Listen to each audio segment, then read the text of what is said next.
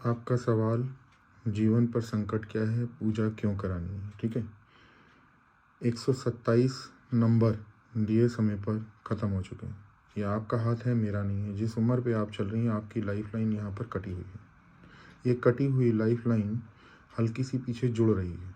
ठीक है, लेकिन वहाँ पर एक गैप पड़ा हुआ है। वो जो गैप है, आपके ऊपर आकस्मिक कोई परेशानी लेकर आने वाला है।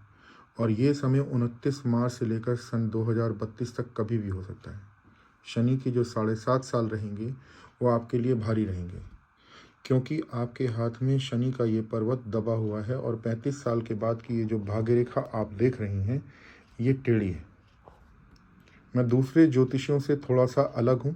लाग लपेट करके मेरे कोई वीडियो आपको नहीं मिलेंगे। जो लोग हाथ सामने दिखा रहे होंगे, उनके हाथ में क्या लिखा है वो मैं साफ साफ बताता हूँ। ना कि ये ग्रह यहाँ पर बैठा होगा तो वैसा होगा, वो ऐसा होगा, वो ऐसा। जितना वर्णन चित्रण वो करते हैं, उतने वक्त में मैं आपको पूरी डिटेल बता देता हूँ। ये आपका बायां हाथ है, मेरा हाथ नहीं है। अगर अंधा भी देखेगा, एक मुहावरा ना कि अंधा भी देखेगा, तो ये बता देगा कि यहाँ पर ये जीवन रेखा कटी है। मैंने आपको कई सारी कॉल रिकॉर्डिंग भेजी हैं, जिनमें कि लोग अपने घर वालों को, वो उनके साथ नहीं है, और सब मेरा बताया हुआ था। ठीक है, तो देरी करेंगी। अगर बिल्कुल फर्स्ट प्रायोरिटी पर लेकर ये चीज़ नहीं चलेंगी तो नुकसान आप उठेंगे। मेरा बताना काम है। मैं एक टीचर की तरह हूँ जिसने ये बता दिया कि आने वाला समय या एग्ज़ाम में ये सवाल आने वाले हैं, आपने उनको नहीं पढ़ा, सॉल्यूशन नहीं लिया, जिम्मेदारी आपकी, मेरी नहीं।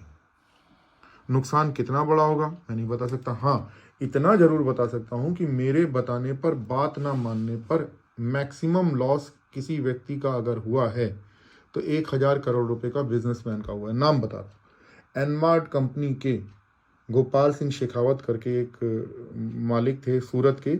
उनको मैंने 2012 में उनका हाथ देखकर बोला था कि भाई इनका कम से कम 500 CR का लॉस होना चाहिए। 1,000 करोड़ का। अब बाकी जितनी भी प्रेडिक्शंस हैं वो यहाँ लिखा है। मोदी जी पे, योगी जी पर, केजरीवाल पर, कपिल शर्मा पर, नवजोत सिंह सिद्धू पर, उद्धव ठाकरे पर, देवेंद्र फडणवीस पर, अक्षय कुमार पर, रोहित शर्मा पर, विराट कोहली पर, इनमें से कोई मेरे पास शायद हाथ दिखाने आया नहीं। इवन कपिल से तो मेरा उसके शो पर झगड़ा हुआ था। उसने बोला इतनी दूर से हाथ कैसे देख लिया।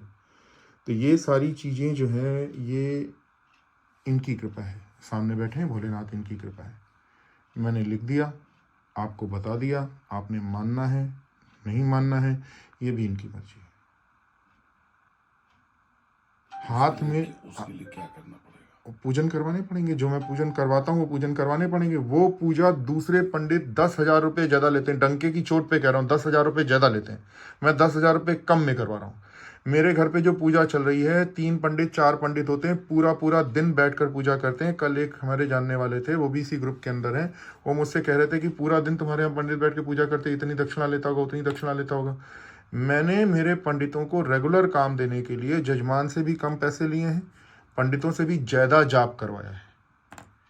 मेरा पंडित पूरा दिन बैठकर केवल सुबह आके नाश्ता करता है और दोपहर में एक टाइम खाना खाता है। सारा दिन बैठ के पूजा करता है। अगर आप अपने घर पे करवा के दिखा दो, इतने बड़े बड़े जाप जितने मैं करवा रहा हूँ, एक कोई किताब होगी तो उसका एक पाठ करेगा।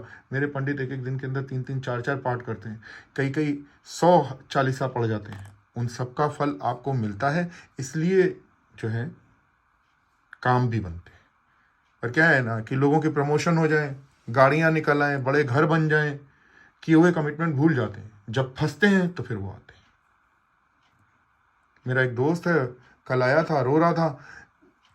पहले भी आया था 15-16 साल पहले, तब दोस्तों ने नुकसान कराया था, उपाय बताए, कर लिए। यहाँ आकर बोला 13 लाख का इन्वेस्टमेंट किया है, 47 लाख का किया था। जब बर्बाद हो गया, पहले बताया था, तो रोने लगा। कोई और है, उन्होंने अपने लाखों रुपए बर्बाद किए।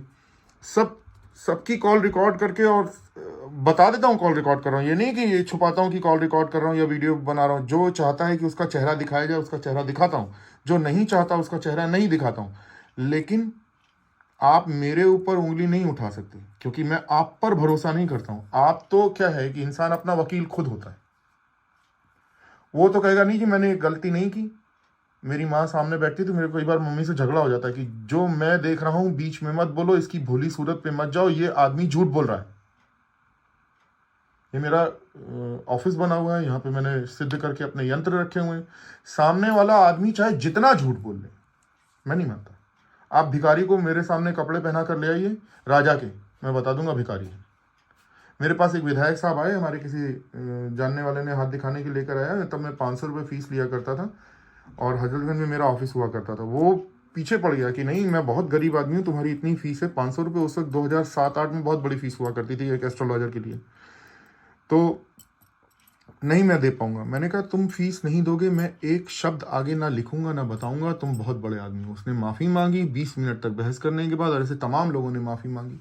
एक एसटीएफ का जो था वो इंस्पेक्टर आया था और उसको मैंने बताया कि तुम ये करते हो, तो वो उठा और उसने पैर छुए कि कैसी आप बात कर रहे हैं। ब्रजेश सिंह का शूटर आया था, उसको बताया। आपको मैं बताता हूँ, अमौसी में एक गिंदन खेड़ा करके जगह है, वहाँ पे विजय यादव करके एक हुआ करता था बंदा, उसका टैफे का और रॉयल इनफील्ड का एक वो शोरूम वगैरह कुछ था सीएनएफ थी। तो वो उसके पीछे शिवपाल यादव पड़ गए थे। तो उसका जो बेटा था वो मेरे ऑफिस के ऊपर एक इंग्लिश स्पीकिंग कोर्स था, वहाँ पढ़ता था। तो उसने मेरे बारे में बताया, मिलने के लिए आया।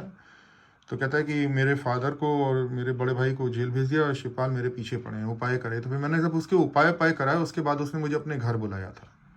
1 लाख स्क्वायर फीट में उसका घर था, यानी जयल सिंह और तमाम लोग उसके यहाँ सब बैठे थे, और 25-30 गनर जो गेट से लेकर वहाँ तक सब के सब लेकर गए। तो क्या है कि ऐसा है, आज से नहीं सालों पहले से सच बोलता आया हूँ, कहता आया हूँ, बताता आया हूँ। लोग ट्रोल करते हैं, पीठ पीछे बोलते हैं, जब फंस जाते हैं ना तो चोरी छिपे मेरे ही पास आते हैं, मुंह दिखाने छुपा छुपा कर। ठीक है, महेंद्र सिंह एक बहुत बड़ा नाम है यूपी गवर्नमेंट के अंदर। जो पहली योगी जी की गवर्नमेंट थी उसमें जल शक्ति मंत्री थे। उनके घर के बगल के एक लड़के को मैंने बताया कि तुम्हारा एक्सीडेंट होगा। उसी शाम को एक्सीडेंट हो गया। नेक्स्ट डे की तो बात ही छोड़ दी, उसी शाम को एक्सीडेंट हो गया और अवध हॉस्पिटल से उसकी साइकिल को घसीटते घसीटते जो है डीसीएम टोयोटा आपका ये जो शमशान है आपका, वहाँ तक लेकर चली गई। पूरे मोहल्ले में हाहाकार, सतनाम ने बताया है। तो उन्होंने मेरे कंधे पे हाथ रखा, कहने लगे तुम दुनिया का भविष्य बताते हो, मेरे बारे में बताओ। तो मैंने कहा बोला कि मैं कहते हैं 18 घंटे कमरा बंद करके आईएएस की तैयारी कर रहा हूँ, आईएएस बनूंगा कि नहीं बनूंगा। मैंने कहा जीवन में कभी आप आईएएस नहीं बनेंगे, आप पॉलिटिक्स करेंगे। तो इस कमरे में जिसमें आपको ऑफिस दिख रहा है, इसके नीचे वाले कमरे में मैंने एस्ट्रोलॉजी अपनी शुरू की थी। तो वहाँ पर वो जब जीते गुरु नानक नगर वार्ड से, तो पहली सभा जो उन्होंने की वो इसी कमरे में की थी। और हिंदुस्तान टाइम्स में ये आर्टिकल छापा। ठीक है, अमरमणि त्रिपाठी का, मनोज प्रभाकर का, दोनों की कुंडलियां मेरे पास आई थी। मनोज प्रभाकर हल्द्वानी में था जब उसके ऊपर वो क्रिकेट का जो सट्टेबाजी का लगा था, और अमरमणि त्रिपाठी जब जेल में थे तो उसका जो आईओ सस्पेंड कर दिया गया था, यज्ञ नारायण दीक्षित निषादगंज का, वो कुंडली भी लेकर अमरमणि त्रिपाठी के मेरे पास आया था। तो मैंने बोला था कि इसकी पत्नी मधुमणि की कुंडली के कारण इनकी कुंडली में जेल हो गई। ये सब मेरा ही बताया हुआ। मेरा साथ क्या है कि मैं दूसरे ज्योतिषियों पंडितों की तरह ना वैसे घूमता नहीं, क्योंकि मेरे और भी प्रोफेशन है, सिंगिंग का है और तमाम चीज़ों का है। अब मैं क्या है कि ना नॉनवेज खाता हूँ, ना लिकर पीता हूँ, ना सिगरेट पीता हूँ, लेकिन गाने क्या है, एक कलाकार के तौर पे मुझे लिखने पड़ते हैं, गाने पड़ते हैं। अब मैं पंडित गुरु बनकर बैठ जाऊंगा तो और पैर छुआने लगूंगा तो लोग मेरे को कहेंगे कि नहीं ये भाई गड़बड़ आदमी, ऐसा कर रहा है वैसा कर रहा है। नहीं, तो मैं अपनी पर्सनालिटी जो है ना उसके लिहाज से चलता हूँ, इसलिए मैंने दरबार नहीं लगा रखा। हाँ, ऑनलाइन जो है वो मैंने आपका कोरोना की प्रिडिक्शन मेरी थी, आप चेक कर लीजिए। मैंने बहुत सालों पहले लिख दिया था कि कोरोना होने वाला है, थर्ड वर्ल्ड वॉर के बारे में लिख दिया था, और कोरोना की वैक्सीन कब आएगी ये तक लिख दिया था। मतलब मेरे से कई लोगों का झगड़ा हो रहा है, तुम बोल रहे हैं, मैंने डेट डाल दी, इस डेट पर आ जाएगी। उसी डेट पे जो पहली है वो ब्रिटेन ने बनाई थी। ठीक है, एक दिन आगे पीछे नहीं हुआ था।